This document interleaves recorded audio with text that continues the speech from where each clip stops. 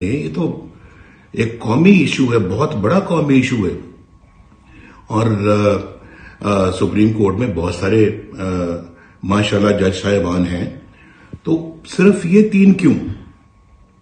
اور میں یہ سمجھتا ہوں کہ ہر کیس میں یہ 3 لوگ آگے آ جاتے ہیں اور پاکستان کی تقدیر کے فیصلے کرتے ہیں۔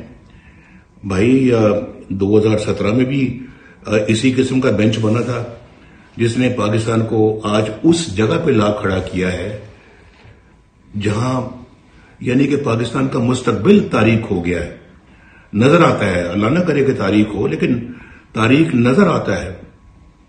آپ ذرا اس کا تھوڑا سا موازنہ کر لیں۔ 2017 میں جب نواز شریف پاکستان کا وزیر اعظم تھا تو کس طرح کے حالات تھے ملک کے اندر، اور آج 2017 کے بعد کیا حالات درپیش ہیں پاکستان میں۔ تو میں تو سمجھتا ہوں کہ اپنی قوم سے میں یہ کہوں گا کہ میری قوم کے لوگوں، دیکھو، اپنی آنکھیں کھولو، یہ آپ کے ساتھ بڑا گھناؤنا مذاق ہو رہا ہے۔ یہ پہلے 2017 میں کتنا اچھا پاکستان تھا۔